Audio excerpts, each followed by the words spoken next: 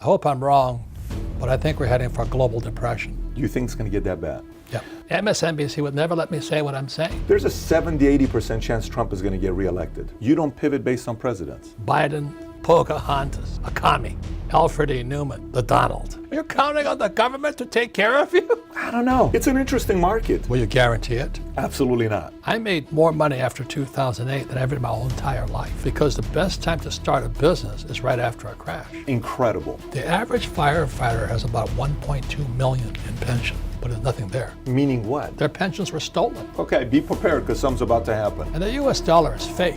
People are scared. So we're raising a bunch of snowflakes. The people that are sick of it are not Republicans. It's everybody. And they're like lemmings, you know. So what can I do? Everybody can do something, but they won't. And that's the problem. Don't change the world, change yourself.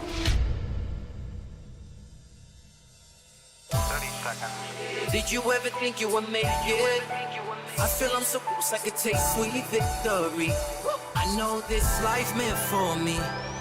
Yeah, why would you bet on Goliath when we got Bet David? Valuetainment, giving values contagious. This world of entrepreneurs, we get no value to haters. How they run, homie, look what I become. I'm the one.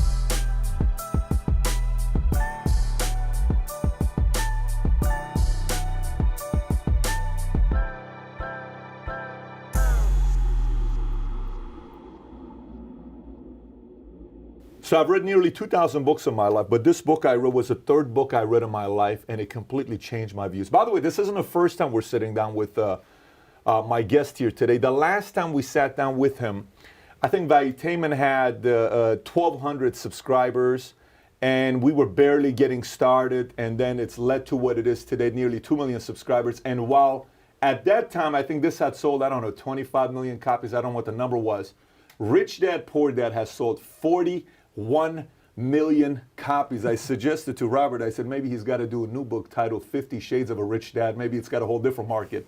But anyways, it's good to be back with our friend here, Robert Kiyosaki. Thank you so much for making the time. Thank you. Congratulations on your success. Yes, congrats on this, 41 million. Are you kidding me?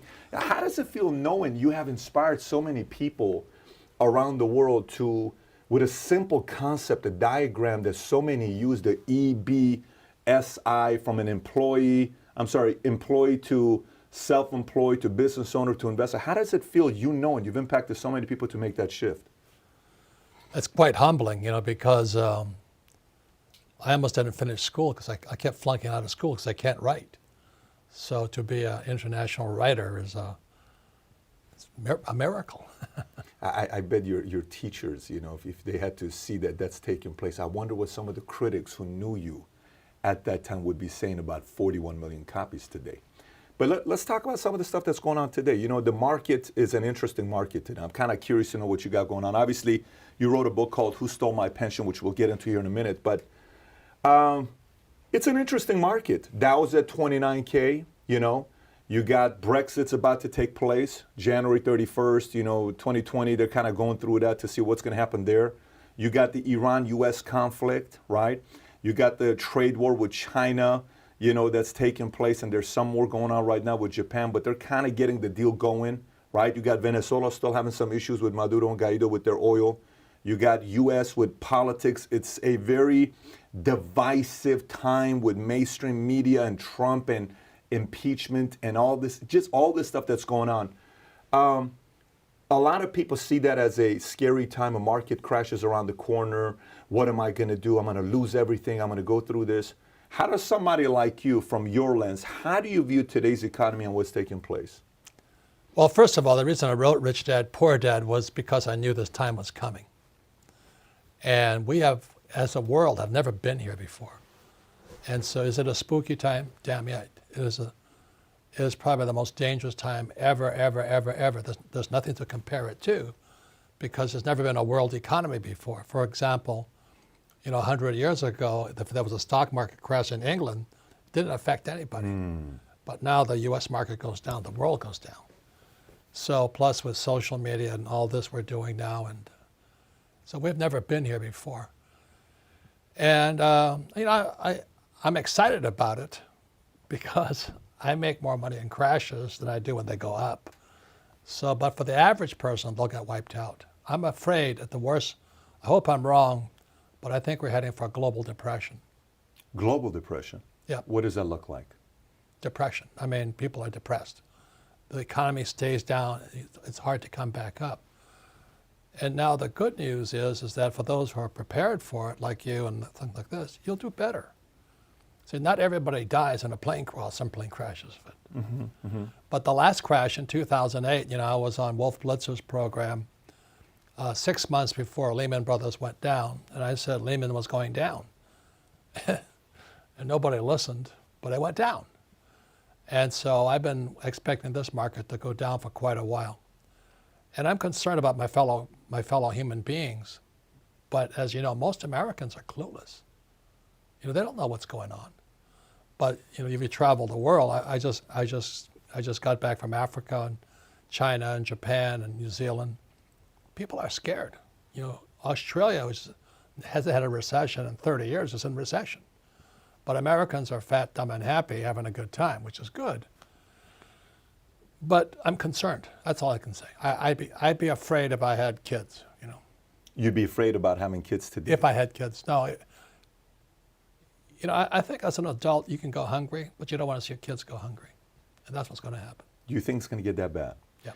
Let me ask you this: what is the biggest factor that's going to cause that? Well, the reason I wrote Rich Dad Poor Dad is the U.S. dollar.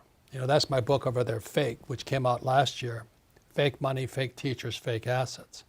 And the U.S. dollar is fake. Never in the history of the world has any fake money ever survived. And we're doing the same thing. We just keep printing this money. And when I wrote Rich Dad Poor Dad almost 25 years ago, people said I didn't know what I was talking about. I said savers would be losers. Now, today, there's quantitative easing, which is counterfeiting money. And then you have zero interest rates. And people are still saving money. Are you nuts? They just printed, I think, $500 billion in September of this year because the repo market is going down. And the average guy goes, well, what's the repo market? They don't know. So that's why it's fake money, fake teachers, fake assets. Our education system, it has been my rant forever. Why don't we teach people about money? Why is it? We all use money, but we don't teach people about it. So that's why I'm concerned. And I wrote this book, Who Stole My Pension? It's already sold out. But I wrote Who Stole My Pension because was the reason I wrote Rich Dad Poor Dad. The two authors here, me and myself, Edward Siddell, we both had dads who lost everything. And when I was in my 20s and my poor dad lost everything, it scarred me. And I said, I'm never going to let anybody ever do that to me. So I had just come back from Vietnam in '73. My dad was unemployed, poor dad was unemployed, and he tells me to go fly for the effing airlines. I said, are you kidding me? And he says, go back to school, get your master's and get your PhD. I said, are you kidding me? Here the guy is unemployed. He's got no pension. He's got no paycheck. And he's telling me to go back to school. I said, what, learn nothing? And those guys who, my friends who flew for United Airlines, they're broke today. Their pensions were stolen. U.S. Air, same thing. You look at what's going on in Paris today as we talk, they're rioting. Millions of people are rioting because of pensions. Japan, they're rioting because of pensions. Terrible. You see them, it's terrible. Yeah. Yeah. And Americans, I wonder how my 401k is doing. I'm going, gee, I'd be a little bit worried, but they don't know. Americans live in a fishbowl. Everybody sees in, but Americans can't see out. So I travel the world constantly.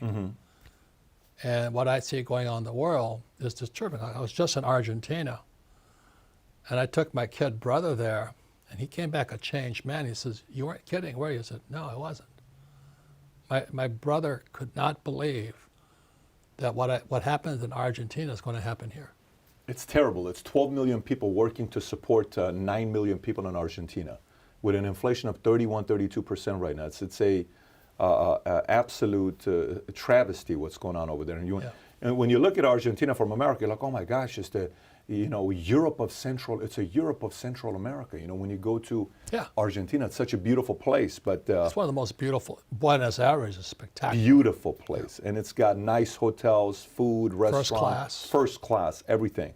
So Why do you think sometimes, the thing I'm always curious about is when we're talking about fear, Robert, what is the biggest difference between fear today versus fear 50 years ago versus fear 100 years ago versus fear 20 years ago?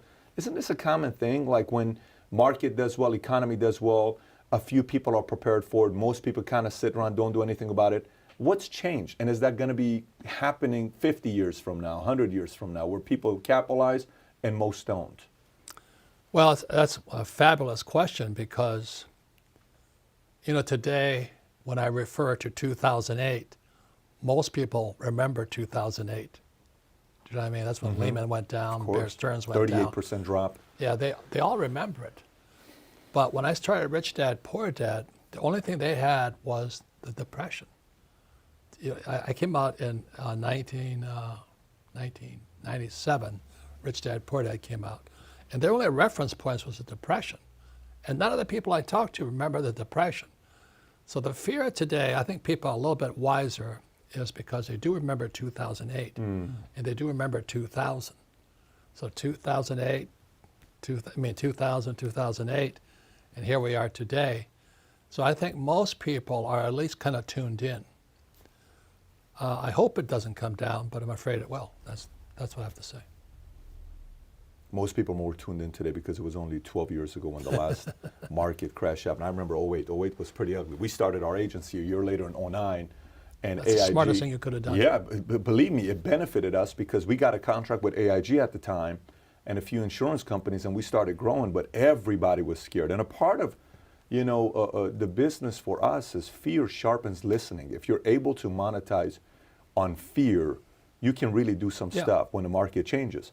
But I want to say what you did was really, really smart, because the best time to start a business is right after a crash. I made more money after 2008 than I ever did my whole entire life, because everybody was hiding like little cockroaches. You made more money after 2008 than your entire life. Yeah, so when, here I'm talking about the coming depression, everybody says, oh, you're such a pessimist, I go, no, I'm excited. I get sexually stimulated thinking about all the bargains that are going to be on the street, I mean, it's going to be bargains everywhere. But everybody else, oh, you're pessimistic. No, I'm actually optimistic. So anyway, so you're very smart. When I study business. Guys who start right after a crash do very well most of the time. It's work for us, whether it was smart, luck, or wise, or a little bit of all Just of it. stupid. We'll take it as long as we Just did. admit you're I'll stupid. take Roll it. I don't care what it is. Yeah. I didn't know what else to do, so I just started. It just didn't work that for us.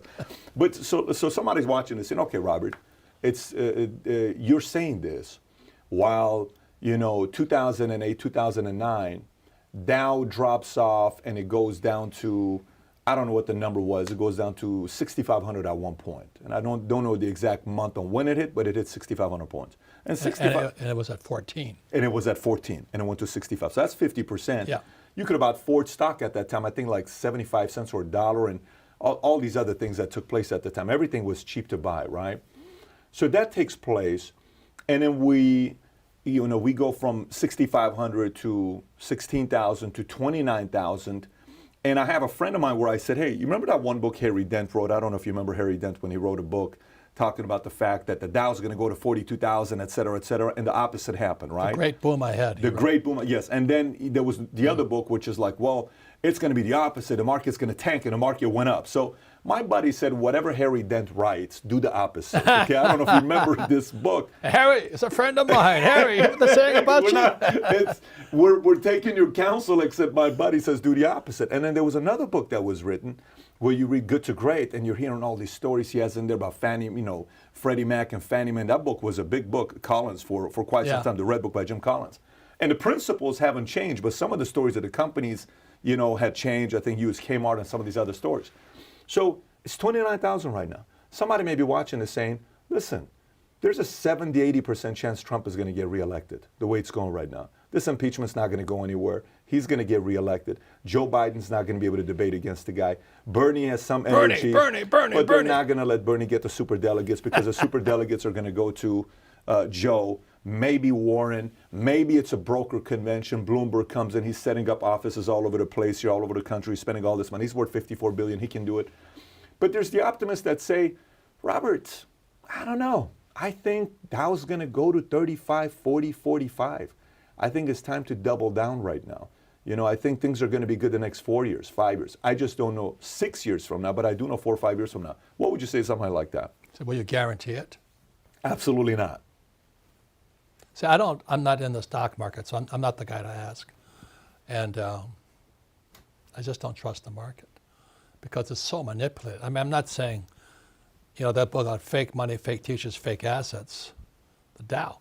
This book, Who Stole My Pension, I write about what is America's #1 export. Do you know what it is? Toxic assets.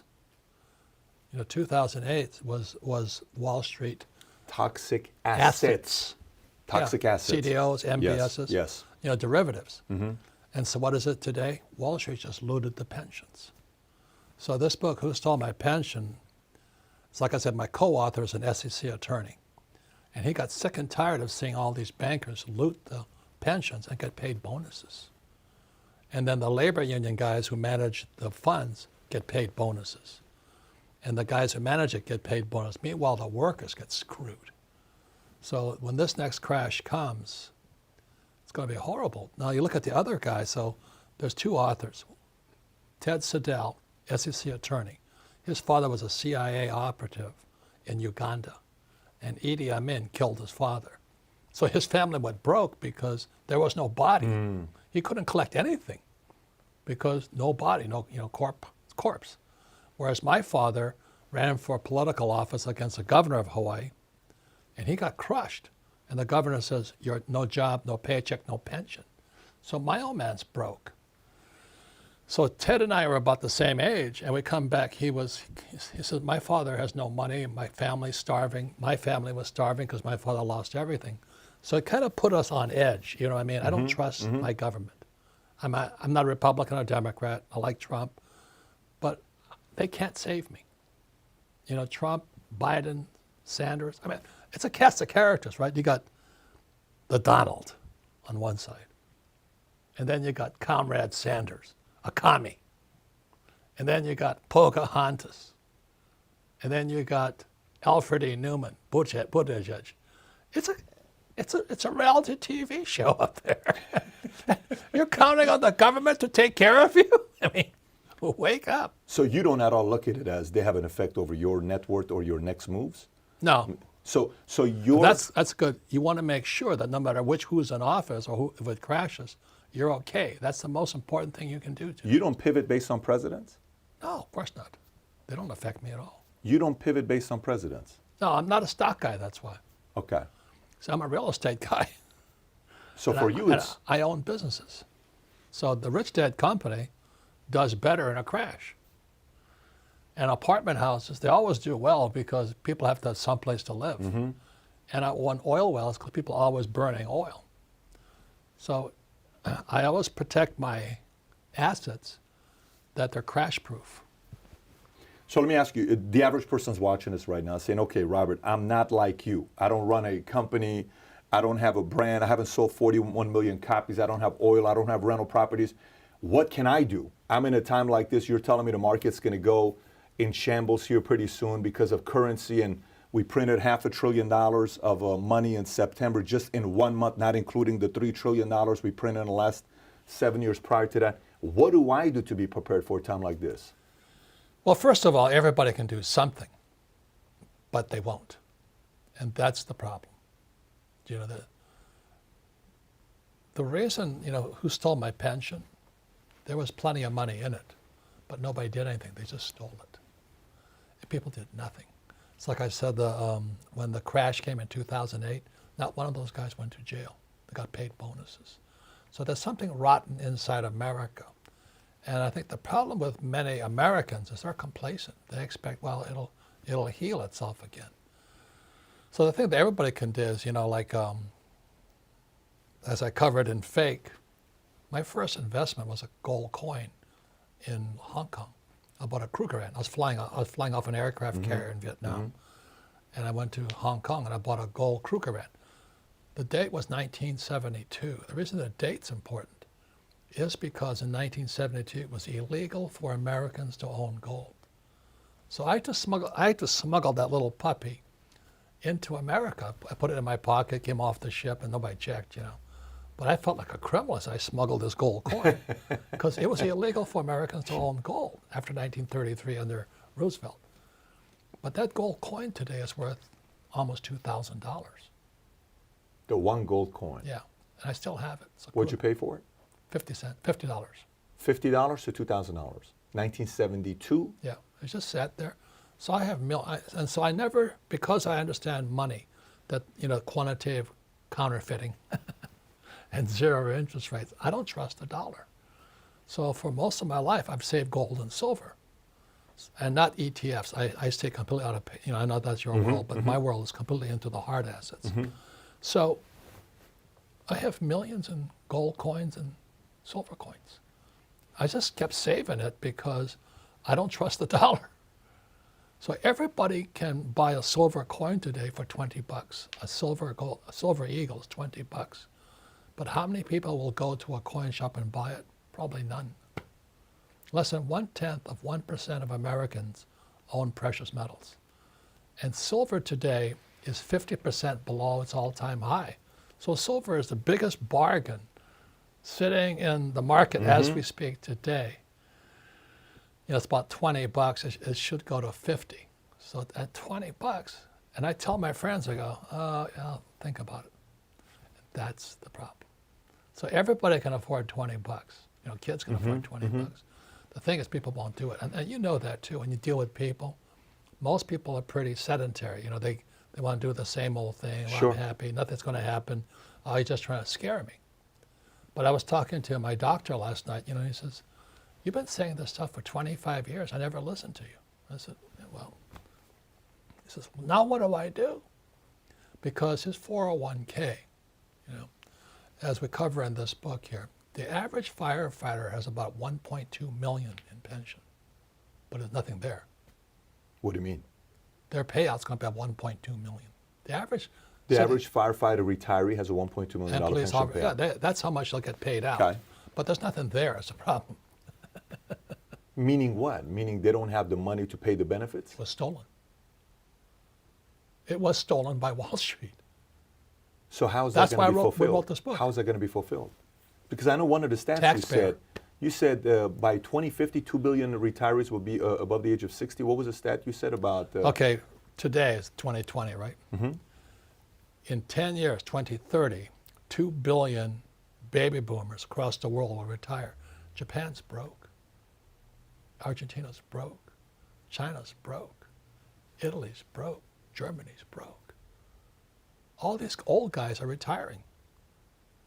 And the stock market, you know, I live in a fairly exclusive place in South Carolina, and I was talking to my friends there, and they said, "Oh, we love Trump, we love Trump.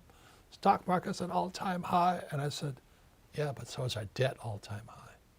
See, they watch the stock market, they don't watch the debt. And the repo market, the repurchase market, is one of the biggest markets in the world. And the Fed is bailing that one out now. So the average American is watching the stock market, but not what's really going on. So that's why I wrote Who Stole My Pension? So that means retirees, their kids, taxpayers will pay for the heist. So let me ask you this. So one is you said buy coins, whether it's But silver you or don't it's buy gold. gold coins. You don't buy gold coins to make money. You Long buy term. gold coins because the dollar is going to go down.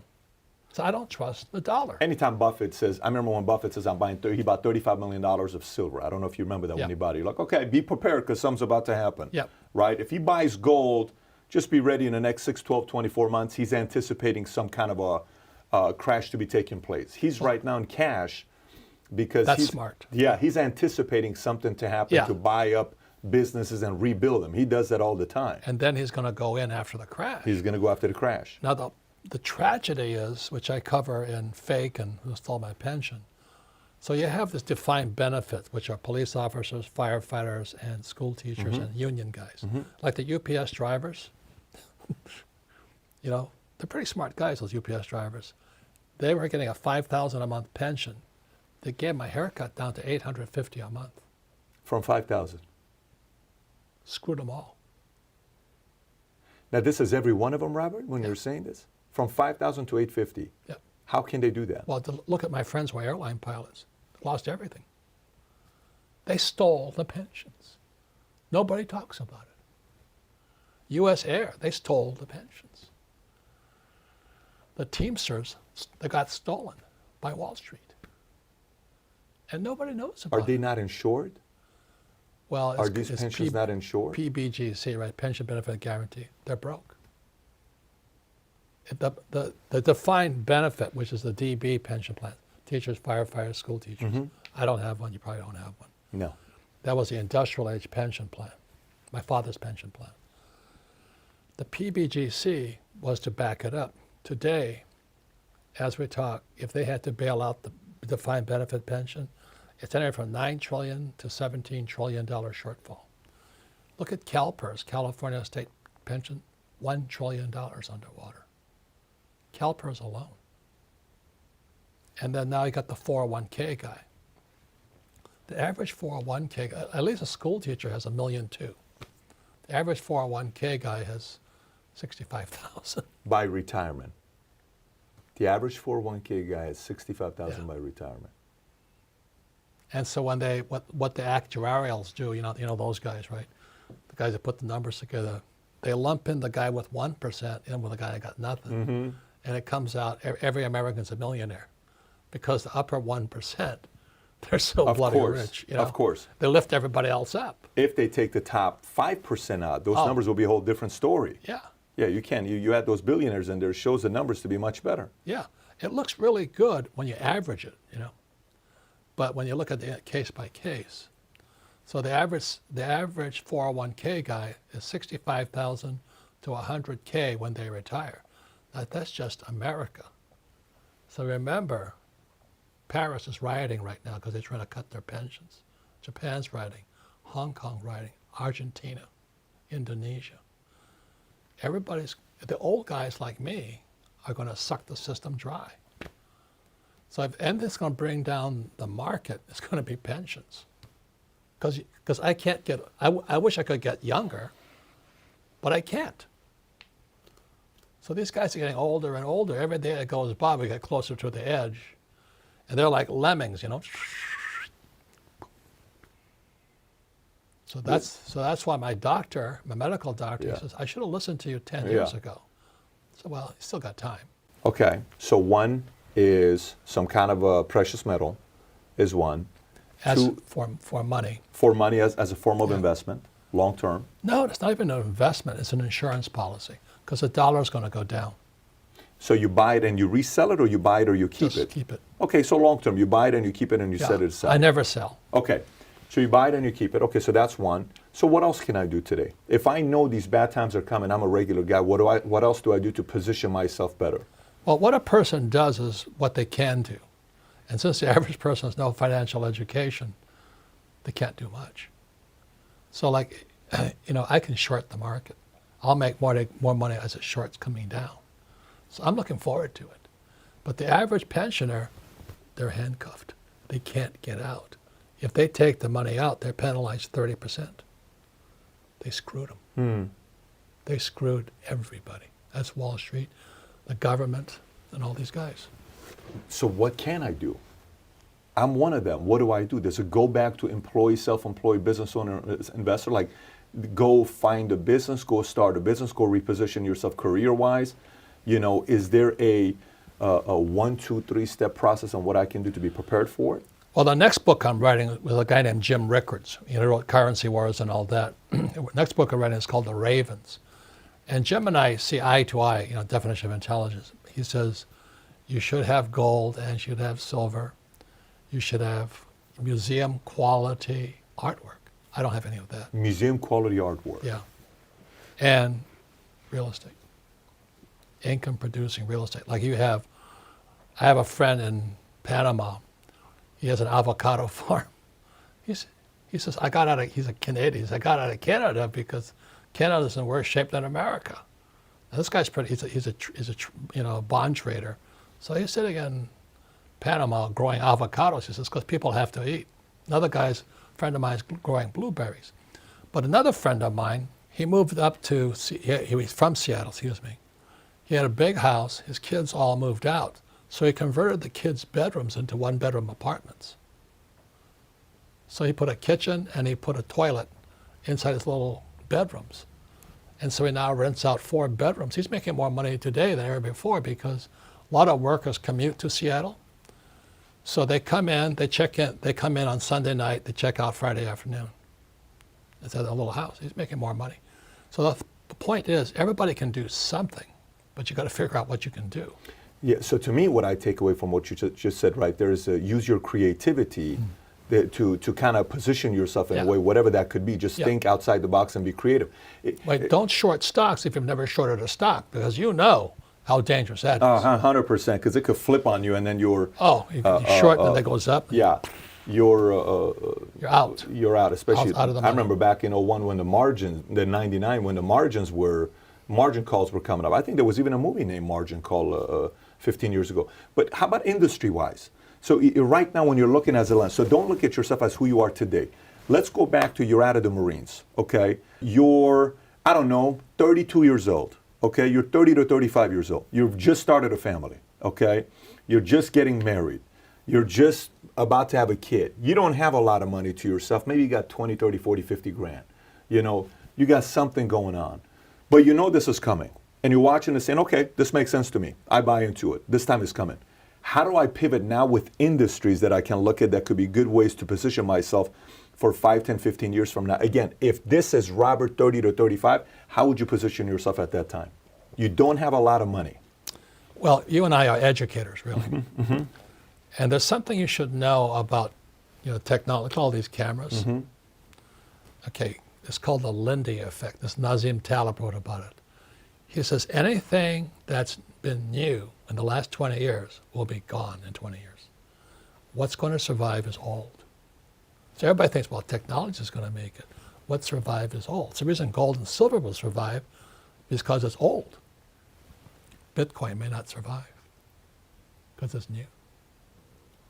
So I'm not telling you what to buy, I'm just telling you how to think. So Nassim Taleb has a book called Anti-Fragile, which is good. Excellent read. Oh, it's fantastic. He's a smart guy. Oh, yeah. But he writes about, how we have in school today, we're raising snowflakes. You have to have safe rooms. You can't trigger, you can't say anything, So we're raising a bunch of snowflakes. And he says the guy that's going to survive is somebody who's not fragile, anti-fragile. So what he says is this: whatever doesn't kill you will make you stronger. So he says when you go to the gym and you pump weights, you push 100 pounds, that means the next time you push, you might go 105. So bad times will make the strong stronger. And bad times will make the snowflakes weaker. So the thing is, as my Mexican friends would say, get some cojones, get some balls out there and get ready for whatever is coming. Don't run and hide and say, oh, Trump should have saved me or Bernie's going to save me. So the big thing is this anti-fragile is good, but another thing they should know is the bigger something gets, i.e. our banks, the more fragile. So the too big to fail companies are? More fragile. More fragile. More fragile. And the companies that will survive are like our companies because we're small. Nimble. Yeah. We make quick adjustments, quick moves. The bigger they are, the harder they fall, right? When Nassim Taleb, Anti-Fragile, Black Swan. Skin in the Game. Yeah, Skin in the Game. Great book, great thinker, So you're working for a big company like Google, you might be safe today, but you might be gone tomorrow. Whereas your little startup, you might have a better chance. I'm not saying what it is, but there's something everybody can do. Like I said, everybody can buy a $20 silver piece. Everybody can afford $20. But will they do it? No. They'll be at Starbucks sucking it down instead. So what would the 30 to 35-year-old Robert Kiyosaki do right now? What industry would you be looking at today to make your money? I'd be in this business. You would still be in this business? Education. Look at this. Content. Look at what we're doing. Wow. Look at what we're doing. I have several YouTube channels going out. I don't know what I'm doing, but I have young people doing it for me. So I'd be with technology. Now the cameras will be obsolete, but you can buy a new camera. Do you know what I mean? I wouldn't invest in the camera. I'd buy a camera, but I wouldn't invest in the company. You know what I mean? It's how you think about this right now. So just know that those who are in big companies who think they're safe might be at the most at risk. You know, if you're working for Bank of America or Wells Fargo, you might be at risk. So you would position yourself more with startups than the bigger companies. Small company.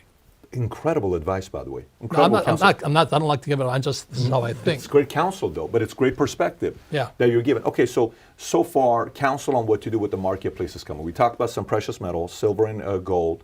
Buy them, never sell, keep them. Okay, great. You know, find a way to be creative, kind of like your friends. That house, 4 bedrooms, kids are gone. Put a bathroom there, sell them. You're making rent them. You're making money. Then the next one is don't work for a big company. Work for more nimble, smaller companies, and maybe content creation, education. Use the platforms that we have, right? There's something you said which was very interesting to me. You said the fact that we are printing money, we're in debt, and your friends, when you're in South Carolina at this exclusive community, they're saying, I love Trump, the market's doing great, it's Dow's at 29,000. And they said, but also the debt is at the highest it's ever been. So here's a way I see this, and I'm curious to know how you process this. Do you think the reason why we're not really having the conversation about the big elephant in the room, which is the, say $100 trillion of unpaid commitments that we have, not including the $22 trillion of debt that we have. We have Medicare, Social Security. We have all this unpaid commitments that we made, not including the debt we have to Russia, to Japan, not Russia, to China, to Japan, all this stuff that we have to pay for, right? Do you think the reason why none of the presidents are really talking about it is because if they do, it's not a 8-year fix. So whatever they do, if they campaign on it, it's a 40-year fix. So because they have no influence to fix it, so they're just kind of letting it go to the next president? They can't fix it. Do you think that's why they're not talking about it? And all they're doing is inflaming people. You know what I mean? They just talk about, well, Trump and his zipper, immigration and impeachment and all this. They can't do anything. So does that say that the current model of how we pick presidents, is that an effective model? Because, if they can't do anything, like why would I want to campaign around paying off the national debt when there's nothing I can do about it in 4 years? Because the GDP is what, 3.6 trillion, national debt is 22 trillion. Even if I took the GDP and I made no one make any money, everybody pay taxes 100%, 3.6 trillion. In 4 years, I wouldn't even pay off half the debt that we have. No, and that's why, Pocahontas, Elizabeth Warren talks about tax the rich, AOC, tax the rich. Well, I hate to tell you this, but the rich don't pay taxes. I cover it in fake. It's pretty pathetic, it's legal. You're laughing at what though? What are you laughing at? How stupid our reporters are. That's why I love these guys here. I love what these guys are doing because they would never let me say this on CNBC. MSNBC would never let me say what I'm saying. But now because of YouTube and all these, the little Great guys equalizer. popping up, yeah. we can say what we want. That's It's right. freedom of speech, except in school where I can't say anything. But anyway, this is the best time of all, but it's also the most dangerous. And that's what Nazim Tal was talking about. If you're anti-fragile, if somebody punches you and you fall down, you go, thank you, I'm coming back stronger. That's kind of what's going to save you. But if you're the guy who is, you have to put me in a safe room, and you can't say anything that triggers me, whatever those kids say, I don't want them. They're not going to make it. There's something happening though. There's something happening right now that's very weird. I don't know if you watched the Golden Globes. Is that what it is? The Golden Globes. Ricky, what's his last? Gervais. Did you watch Ricky Gervais's monologue at the Golden Globes? No. Oh my! It's 8 minutes. After this, with your wife, watch this 8-minute clip. I'll text it to you if you watch it. It is absolutely incredible, because what I notice happening with politics today is the snowflakes are giving birth to people who are so sick of it. And the people that are sick of it are not Republicans. It's everybody. It's like, because now the snowflakes are kind of offending Democrats. Republicans can't say this, you can't say that, you can't say this, comedian can't say that, comedian can't say that. And the comedians are like, leave me alone. I just want to tell a joke, right? And so I almost think today... Let me tell you a Rodney Dangerfield joke. Tell me. No, I could never tell it anymore. That guy was so funny. He was. They'd hang him today. They would, yeah, that would probably happen today. But you know, so today's comedians are like, listen, man, I feel like I'm handcuffed. Let me tell a damn joke. Yeah. But I think content creators are pissing off ABC, CNN, Fox, NBC, all those guys. I was just on a vacation with Steve Burke, NBC Universal. Mm-hmm. He says, we're in the spot right now.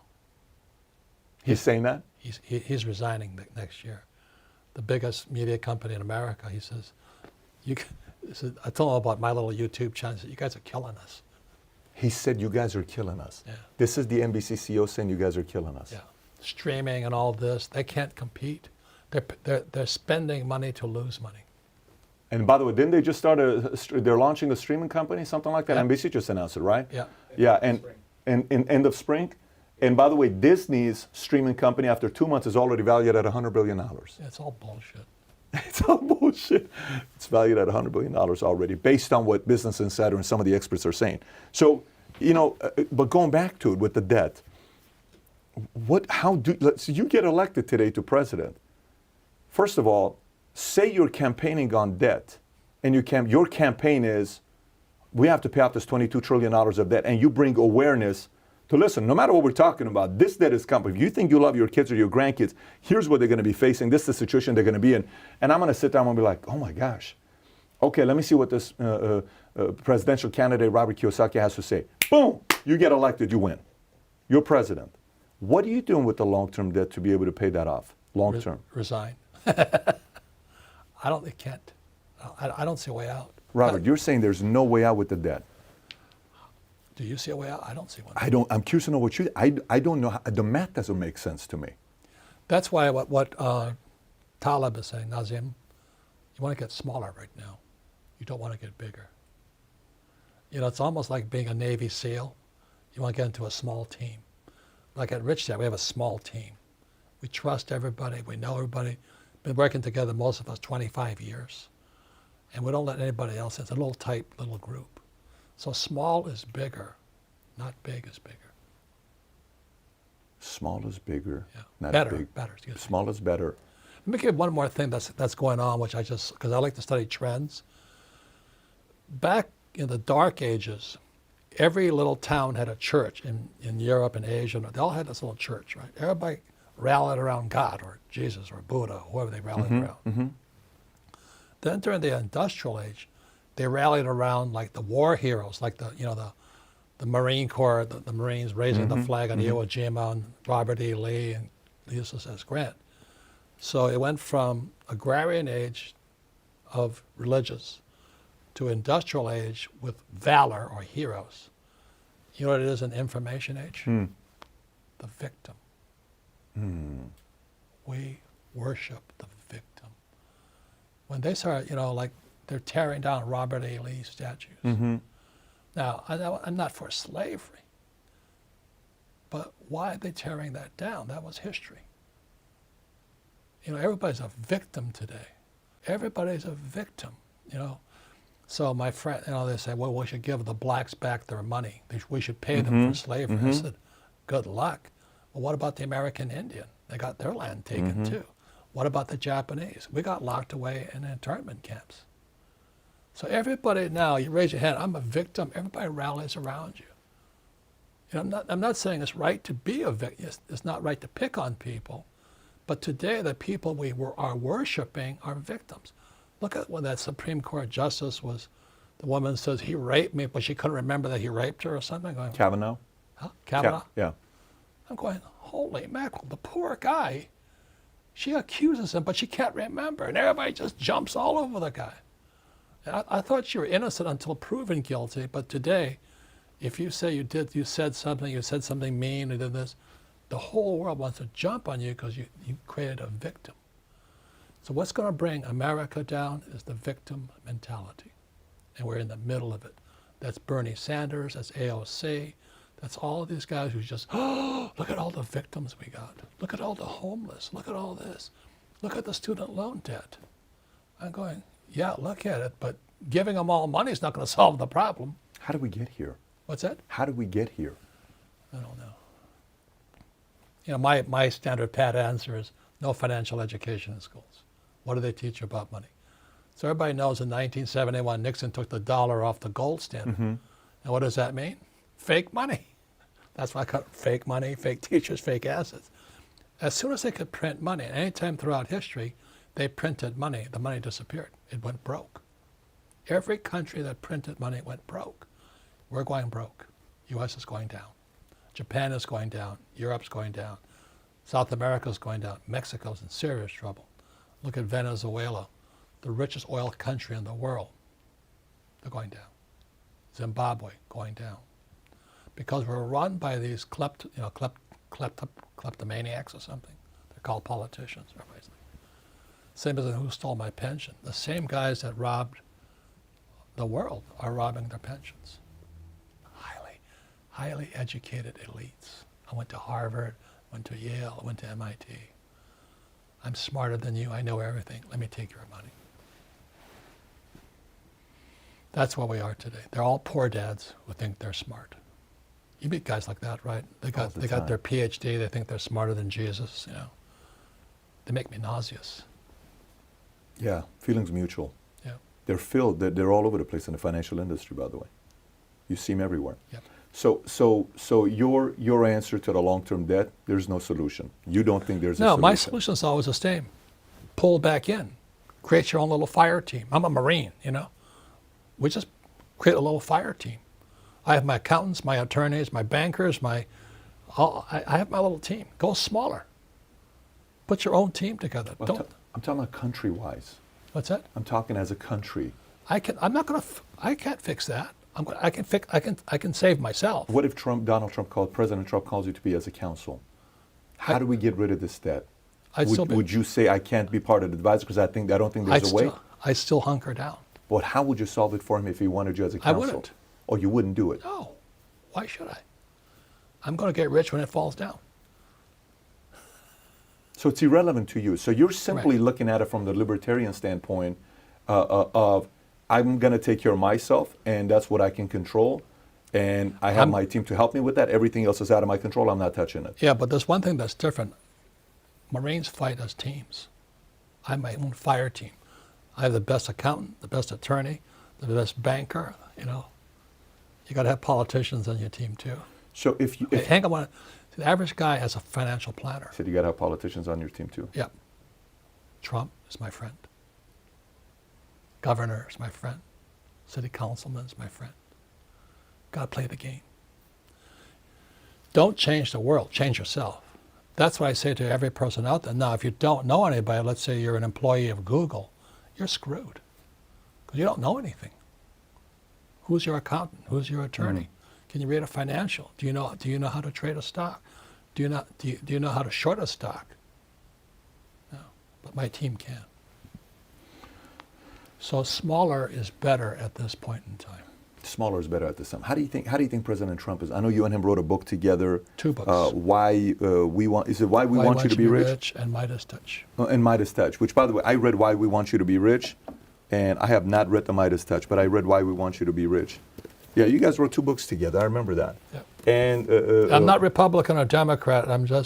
We wrote together as teachers, like we're teaching right now. I'm not trying to sell anything. And this was actually a good book I read. How are you seeing how he's doing right now? If you're looking at him from the outside, how's he doing right now as a president? I think he's doing great, personally. You think he's doing great? But, you know, he's got too many knives after him right now, as you know. Yeah. But, you know, if he's talking to China, he's at least talking to me. He's talking to Kim Jong-un, he's talking to Putin. He's talking to people. He goes to Davos and he talks to people. And Obama, I'm not Republican or Democrat, Obama pissed everybody off.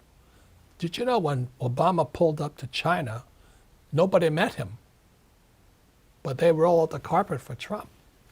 When Obama talked to Putin, they got into a fight.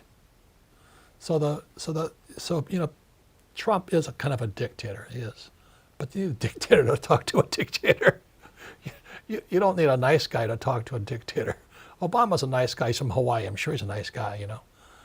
But they laugh at him. And besides, he's a guy. There was a book called Lucifer's Banker. It was Obama who paid Iran $150 billion. And that money came out of Switzerland. And I met the Swiss banker who released the money. And Obama released the money. The 150 billion. It didn't do any good. No. So Hamas got it. They laugh at him. Do you know what I mean? When you were in school, if there was a bully, did being nice to the bully help? No. No. You either go up and punch it out or run away. But you don't try and talk him out of being a bully. I think AOC could, hi. She's pretty cute. Yeah, I'll talk to her. But it's like schoolyard, right? And that's what it is. So I was never the smartest guy. I wasn't the toughest guy. I played football and all this. But I hung out with the guys who were tight. We just had a little tight group. Got through school. You think he's going to get reelected? Yeah. He's going to get reelected. Well, unless something happens, if you know what I mean. Any plans of writing another book together, you and him? We were going to in 2015. Then he called me and he says, guess what? I'm running for president. And he announced it on my radio show. I was the first guy. I said, well, congratulations, good luck. And I'm going to stay away from you. You said I'm going to stay away from you. It's a target.